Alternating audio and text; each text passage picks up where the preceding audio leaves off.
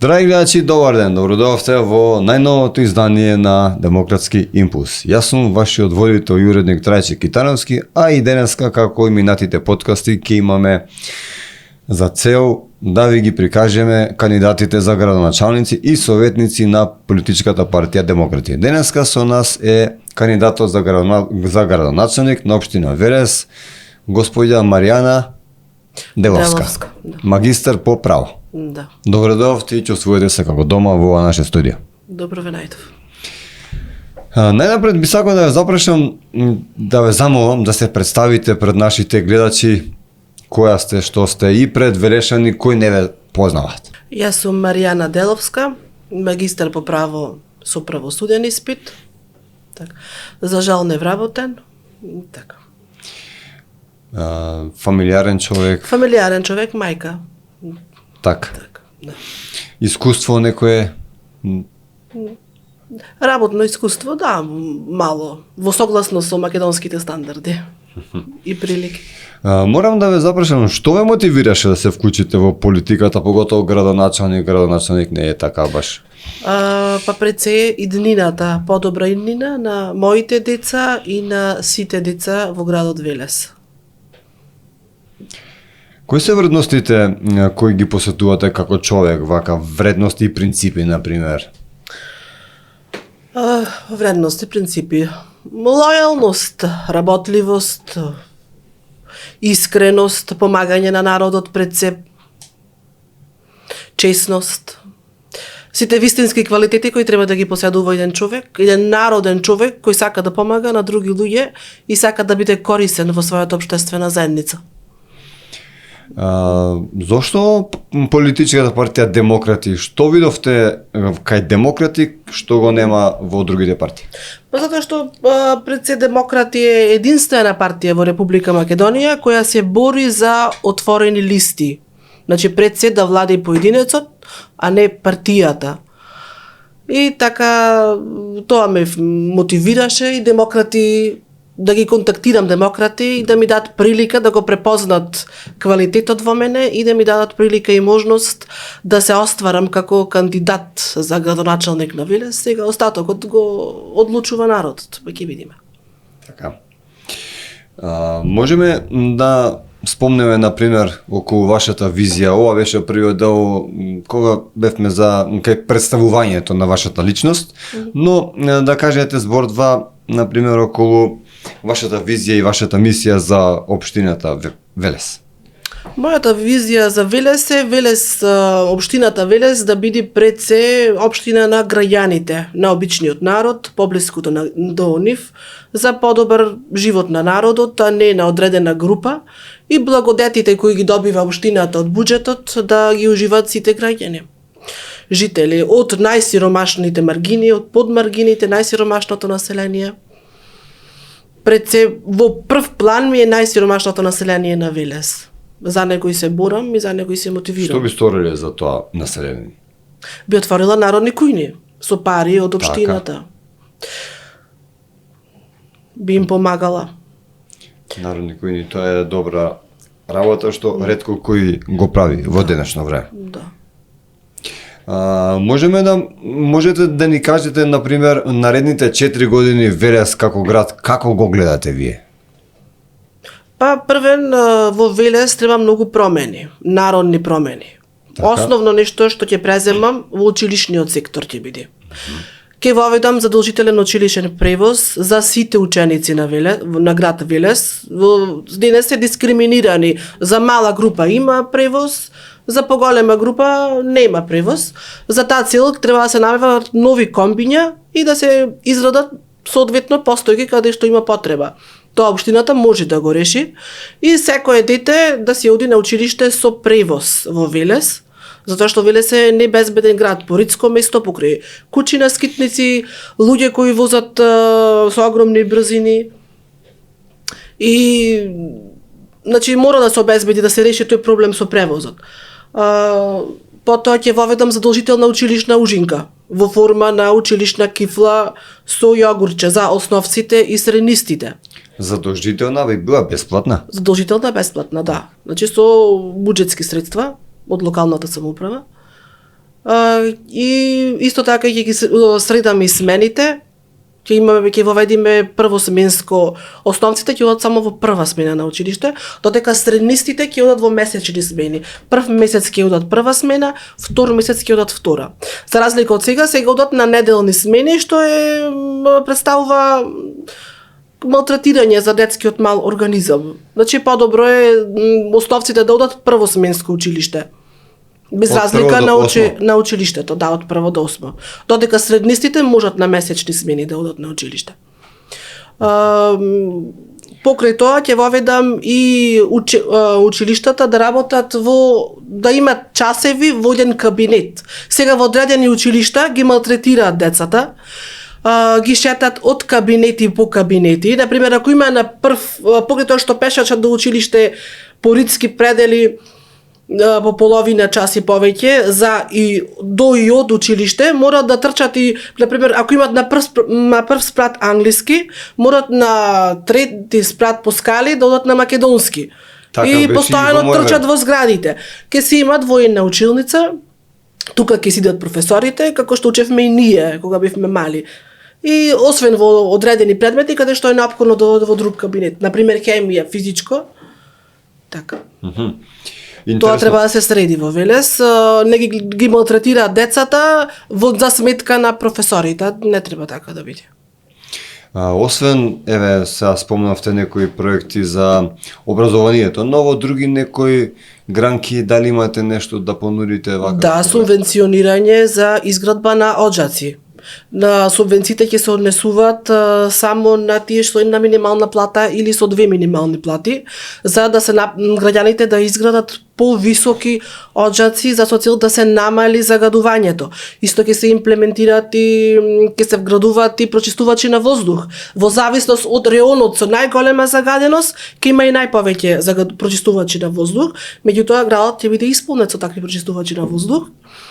И второ, субвенциите нема да се дават како во денешно време со врски привилегии, туку субвенциите ќе ги користи најранливото население. Тоа ќе биде прво на списокот.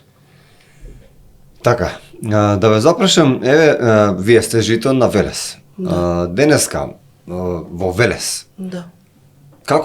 Дали ви се допаја денешниот Велес? Дали и градоначалникот се работи својата работа? Дали имате некакви замерки околу тоа, например? Не ми се допаѓа денешниот Велес, затоа што е слабо економски развиен. За таа цел економски да биде развиен Велес, мора да се отворат фабрики. А Велес е реон со нема фабрики за вработување и е многу тешко.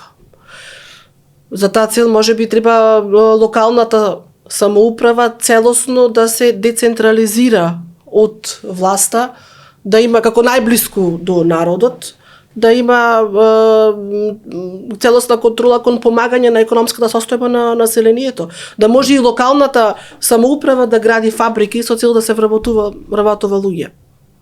Тоа треба да го реши, значи тоа е голем проблем, треба да го реши централната власт.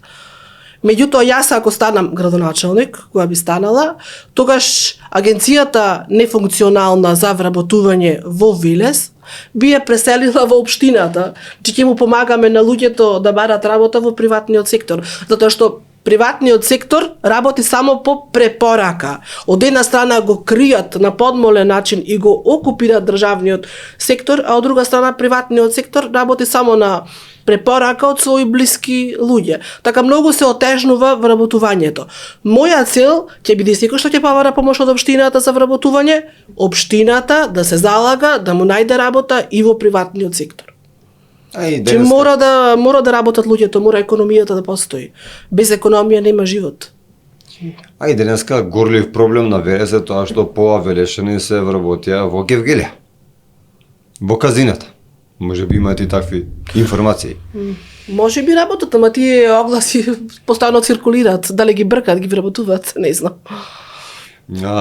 Дали имате некаков проект, нешто за младите да ги задржите во Велес? Не само во Велес, во цела држава се иселуваат млади. Конкретно за Велес, ќе почнеме Велес да биде пример за цела Македонија. Значи, пред се главна приоритет ќе не биде вработување на нашите млади. да не останат на своја територија. Зашто младиот човек, ако најде вработување во свое огниште, нема да мигрира, ќе си остане на својата територија. Мислите дека не може да најде вработување или дека можеби нема доволно фирми каде што би се вработиле? И нема доволно фирми каде што би се вработиле. Вработуваат во приватниот сектор само по препорака на познати. Ако те познава, ќе те... Зашто има многу изобилство на работна сила. Си играат со луѓето. Јас бев приморана да одам во една фабрика да барам работно место, каде 2 дена обука, не малтретираја, не сликај, кога одиш по скали, внимавај да не се слизниш, држи се, вака така. И на крај ти вика, не си примен. Значи, ако политиката на таа фабрика е при најмала грешка, подобро фрли го субјектот од да го користиш, за да не ти предизвикува проблеми. И потоа пак нови огласи, пак нови жртви, мислам, не може така играње со човековото достоинство. Значи таму да си среќен ако преживееш смената, ако не паднеш. Да. Не баре некаде си во така, некој си логор. Некој човек паднал, па се скршил, па ги тужил, му платиле, па го избркале. Мислам, не може така, не. Значи, да си играат со луѓето само затоа што има многу работна сила и покрај масовната миграција. Веројатно, за да се оствари таа масовна миграција, треба еден подолг период, затоа што пазарот е до толку многу неразвиен. Нема фабрики, се бројат на прсти. Така. Дали постои градежна мафија во Велес, например? Сигурно постои во вакво општество мафијата цвета. Манипулацијата со гладниот човек, мафијаштвото цветат. Можеме да... Во сиромашно и бедно неразвиено општество цветат тие работи. Можете. Во државни институции кои не се грижат за народ. Државните институции се како полураспаднати кули од карти. Значи, тие во социјално што се вработени веќе ќе почнат со платите да си купуваат и железни врати, затоа што за да преживеат и да само да земат плата, не се функционални. Државните институции во Велес, ниту агенција за вработување, ниту социјален систем. Сега замислете го укинаја детскиот и економски додаток од оскудни 700 економски плюс 800 детски додаток, да, месечна помош на деца, која им ја дојаваја, врз основа на минимална плата. И сега таа минимална плата, со новиот закон за покачување на минималната плата, тие бројки се сменаја во законот. И автоматски на луѓето му иде малку повисока плата. И сега не ги променаја бројките во законот за економски и детски, и на секите луѓе му стигнува решение дека немаат право на детски економски додаток. А тој им следува законски со минималната плата. Така. Би се бореле вие нешто да промените околу ова? Јас со време се борам и пишувам на Facebook и кажувам, тие слушаат и знаат, мајте не направат промена, треба да изгласат во собрание, мајте. А го знаат и пратениците овој проблем. И велешките пратеница, мајте, не го решаваат со детскиот и економски додаток. А трошат 180.000 евра на бадеми и лешници, а детскиот и економски додаток на најранливото население е подмолно нерегулиран, укинат на некој начин. Па и пратениците може би не е укинат, ама не. И за патни трошкови трошат многу пари. Да. Мислам, земаат многу пари. Кажете ми, некој според вас 3 клучни работи кои се за Велес најглавни, кои би ги направиле први кога би станале градоначалничка? Прво би решила свинската реја во Велес. Велес стана град на непонослива свинска реја. Решлив е тој проблем како во развиените земји на ЕУ. Например, таму животните стоката живее на решетки, па изметот паѓа под решетките, па со силен влас го чистат. Значи не се прелева на околните места таа непонослива реја. Сега ќе пробаме да им наложиме јас како општина, да ќе видиме со какви законски средства ќе располагаме, да се имплементират фирмите такви механизми како во Европската унија, за да не се прелева непоносливата реја. Цел град мириса на непонослива свинска реја. И на сите му пречи таа непонослива. Сите се жалат. Кој да го прашаш граѓанин на Велес, се жали на таа смрда. Добро, тука можеби ќе имате проблем со оние кои се за заштита на животните, кога ќе видат дека на решетки денеска има многу здруженија за заштита и се Не, тоа. тие се фарми во Европска унија кои произведуваат на тој начин, тие свинјарски фарми кои произведуваат живина на тој начин. За да ја заштитат тамошната средина, не знам, значи како што прават развиените земји, така и ние. Тоа би било проект број 1. Главен проект да се заштити Велес да нема свинска реа. Потоа би правила и главно во околу комарците, велешани многу комарци ги касат и така. Има многу комарци во Велес. Треба да се решат и комарците. Проект за комарците. Да. За прскање против комарци. Затоа што во Велес не можеш во дворено кафе да испиеш на рајот, на нога ќе ти застанат 30-40 комарци. Слободно ви оставам простор за да се доискажете, доколку имате и друг проект, слободно кажете го, не имаме време, Така, за народни кои ни може да се прочитате, не е ништо а странно. за народни кои ни не е ништо страшно и новите отварат нови штабови во ВМРО ДПМН. Тој објекти, простори да се отстапат, па и тука да се вградат народни кои ни, зашто да не е за добро на народот. Сигурно сум дека и партите би отстапиле такво нешто, би помогнале за тие проекти да се реализират. Како да коли покрај бензинската каде питаат ромчиња. Например, еве, мене ме интересира културата во Велес, вие сте културен град, туризамот, имате и пастармалија, има и многу што Велес што да се пофали. Дали би направиле нешто хубаво, дали е доволно направено во моментов за градот, за културата и за туризамот, или може вие да направите нешто повеќе? Па знаете, Велес само за култура се работи. Само во тој поглед најповеќе се работи, затоа што земат високи плати функционерите веројатно и си сакаат култура, сакаат да уживаат, само свечености отварат, вечерна ова, вечерна она, која корист на населението од тие вечери? Која корист на населението од пастрмајлија, кога и на пастрмајлија е 600 денари, а буџетот не може да се дозволи.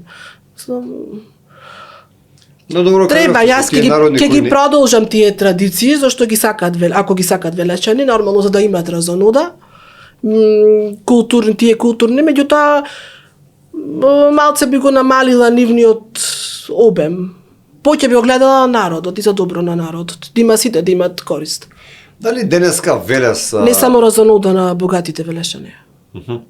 Дали денеска велешани се задоволни, дали е Велес град добро осветлен навечер, дали има доволно канти за отпадоци, дали има доволно клупи, например, пензионерите, дали нема доволно клупи во Велес, искршени се.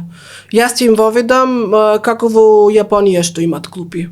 Какви се те клупи на кои може да се полни и мобилниот телефон. Тие се модерни клупи и тие ќе ги имплементираме. Може и такви клупи на секој чекор, зашто во глобала се искршени во Велес клупите, нема место каде што да седниш. Градоначалникот има направено на прсти се бројат 2 украси. Јас повеќе ќе се посветам на фонтаните да се направат за од каде што се пие вода.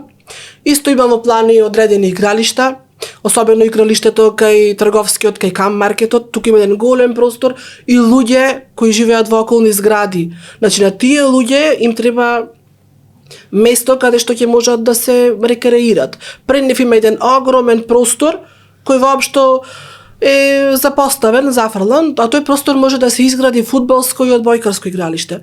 Мој план и моја задача ќе биде тука да им направам на луѓето фудбалско и одбојкарско игралиште.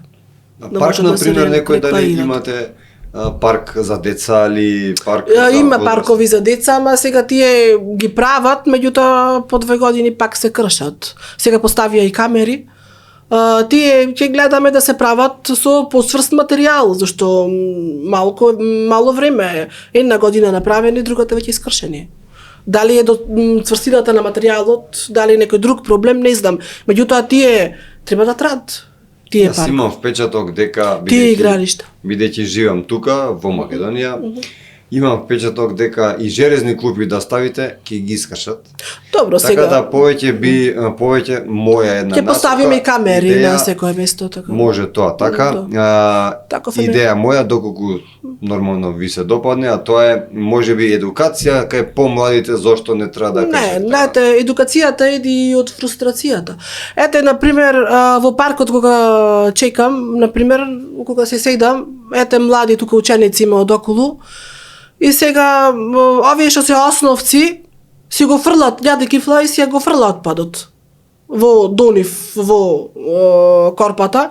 Меѓутоа овие среднистите и тоа особено во поголем процент женските, машките како попедантни, јадат и си го стават отпадот позади, како што бил и си заминуват. Веројатно екологијата треба да се повторува за да се практикува. Значи мора да има задолжителен час и екологија, според мене, за да бидеме такво општество. Чисто општество. Дали планирате некако да го подобрите, например, животниот стандард во Велес, како би го направиле тоа? Едино што можам како градоначалник да помогнам е агенцијата за посредување при вработување да ја префрлам во општина и општината да му бара вработување и во приватниот сектор на луѓето, да им се помага на луѓето. Не порано, многу порано бев на еден митинг од ограничен број на луѓе и сега одам на тој митинг и овие политичари вели во политика тие зборват, а и сега тука 2-3 луѓе наредени неколку, а покрај ни врва и човек испрталавен со 3 деца и тие со конци врзани и испрталавени и тие се гледат вака на кај нас и овие си продолжуваат со говор како ништо да не било. Не се убави тие работи. Значи не општествени. Тие работи подсеќат на општеството во Индија. Знаете, пратеникот накитен со злато од глава до петици, околу него бедни и сиромашни, и овој што ќе му зборва, што ќе му држи говор. Дали? Најбитна е економијата. Сега градоначалникот им дава по 3000 денари на првачињата. Добро. Меѓутоа сите не става во ист кош. Сите, и богати, и сиромашни, во иста корпа. Не е тоа добро според вас? И тие преку партија вработени со високи плати и тие земат помош од 3000 денари за првач. Зошто да биде тоа така? Треба сиромашните да земат, богатите да не им се дава такви привилегии. Јас ќе ги зголемам на плюс 17.000 денари за прваче помошта и таа помош ќе се биде само за тие со една просечна плата или со 2 просечни плати, минимални плати. Не просечни, минимални плати. 17.000 денари. Плюс, не секој прваче, тие што паѓаат во сиромашна категорија, со една минимална плата или 2 минимални плати. Тие ќе земат плюс 17.000 денари како помош, еднократна помош. Тоа е одлично ако општината може да го. Зошто да не, општината си зема приходи, имат. Со штедење и правилна распредел па се е возможно. Добро, но зошто, например, градоначалникот и претходниците не го направиле тоа? Што мислите? Дали од незнаење, дали од општината немала пари или што е мислам? Не знам се, можеби јас сум малце уникатна, не сум како нив, доаѓам и од друга социјална категорија и сум борбена. И треба велешани ако сакат правено и добро општество да ми дадат шанса, затоа што не сум како другите. Стари лица, што планирате околу старите лица, например, дали имате некој план, некој проект за старите лица? На старите лица мора да им се помага, особено тие што се со мала пензија, а без помош од никого. Дали огревно дрво, дали купување на храна. Мој план ќе биде да го поделам Велес на одредени реони. Така. И за тие реони, например на 10 реони, вклучувајќи ги и селата кои се под надлежност, да се има одредена група на луѓе кои ќе информираат, кои ќе се грижат за тој реон, кои ќе барат за тој реон. Значи, градоначалникот да биде информиран за секоја ситуација. Кои ќе ги решават, ако нема светилки, ќе кажуваат, ќе ги сменуваат тие светилки. Одредена група.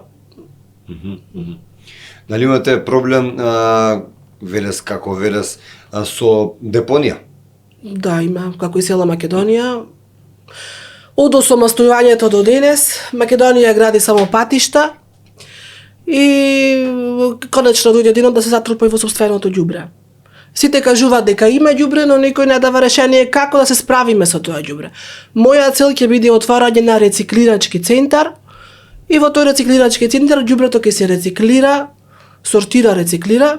Ако треба ќе се вработуваат и роми во тој сектор.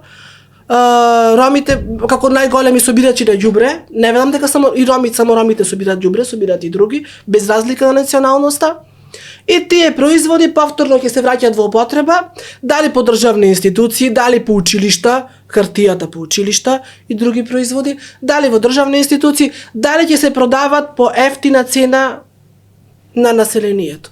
Битно тој проблем мора да биде решен. И Велес ќе биде прва општина, овој како најглавен после училишниот проблем ќе биде овој проблем со ѓубрето и Велес ќе биде еден пример како треба да се решава ѓубрето низ цела Македонија.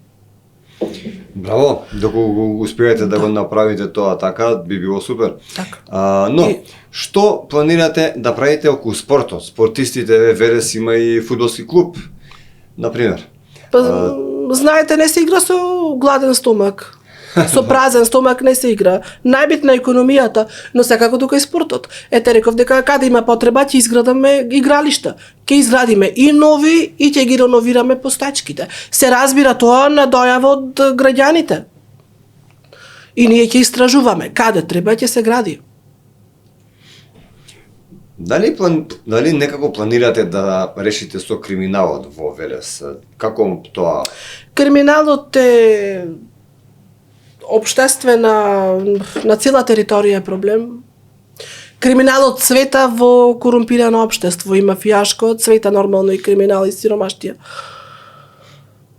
Тој проблем мора да се реши. Спомнавте дека имате проблеми со кучињата. Да. Како би го решиле тој проблем? Кучињата целосно ќе се згрижат. Според градоначалникот, така им налагал законот, имале и добри двајца доктори, се изгрижувале и повторно пак се враќале на истото место. И јас контрамодам на градоначалникот и добро градоначалниче, ако не каснат сега, здрави се кучињата, да не се плашиме. Јас ќе се залагам да нема кучиња. Значи да бидат целосно згрижени, да нема едно куче надвор. Сега тие од континјерот замисли овие што се чистачите го собира ѓубрето и со метлата гледа кучето да не е позади. Па каде ќе Позади камионот ќе се згрижат во соодветни центри, си има би центар. направиле И има изградено сега, ама и ако треба ќе се доправат, и треба да се доправат, ќе се изградат. Значи кучињата ќе бидат тргнати целосно од улица изгрижени. Многу ме Нема да интересира има и улици, мене кучиња. поставувам и Велешани, а тоа е еве доколку станете градоначалник на Велес. Да. Како планирате со советниците? Дали, например, би коалицирале со другиве политички партии доколку е во интерес на Велешани? Да, се разбира. Советниците ќе си бидат тие што ќе бидат, што ќе ги изгласа народот. И сега пред се ќе владее човечноста. Ве прашувам заради тоа И што разумот. знаете многу мислам советниците се и битни, не се баш они доколку не изгласат ништо од бизнисот. Затоа и ве прашувам доколку еве знаеме во Скопје како функционира градот Скопје, тоест како не функционира, ви посакам среќа, посакам да не е така во Велес. Се надевам дека разумот ќе владее за добро на граѓаните. Кој советник не би гласал да се рециклира ѓубрето? Кој советник не би гласал да се згрижат кучињата? Кој советник не би гласал да се помага на население? Разумот да владее пред се. Дали граѓаните ги планирате да бидат вклучени во вашата програма, во вашите одлуки, например? Дали ќе се консултирате со нив, дали ќе дадат идеи од нив? Битно е. Ќе организираме и дебати во општината со слободен пристап на граѓаните, каде што ќе си ги кажуваат проблемите. Нормално. Граѓаните се на прво место. Граѓаните владеат во општината. Затоа се вика демократија. Општината постои за граѓаните. И граѓаните се најблиску до градоначалникот. За да можам слободно и безбедно да одам по улица, морам граѓаните да бидат на прво место. Еве, како една моја идеја би ви дал околу граѓаните, например, за најважните прашања, да може некој и свој виден референдум да се направи. Да, постои таков референдум. Ќе се спроведува во реалноста. Каде граѓаните ќе се одлучуваат, да. Дали имате, тоа се надевам дека имате и верувам на нашите гледачи, на вашите велешани, да им се обратите, да им кажете зошто да гласаат за вас? Почитувани велешани, еден апел до вас, особено преку партиско вработените, за подобар Велес, да ја барам вашата доверба, затоа што Велес заслужува, конечно имате кандидат кој ќе допринеси за Велес и ќе го подобри животот на сите велешани. Да покажеме емпатија, а не засебност и себечност. Ако нас не е убаво, зошто и на комшијата да не му биде убаво? Партиското владење мора да се надмини. Значи, ако сакаме демократско развиено општество. Емпатијата е клучна во развојот на безбедноста на општеството. Да живееме во безбедно општество. Ви посакувам среќа во локалните избори и се надевам дека повторно ќе ни видите гостинка тука. Ви благодарам. Драги гледачи, тоа беше Маријана Деловска, кандидат за градоначалник на општина Велес од редовите на политичката партија Демократи. А на вас ви препорачувам, доколку ви се допадне овој подкаст, а се надевам дека ви се допадна, да притиснете еден лајк и да го споделите како ви допрво до што поголем број на луѓе.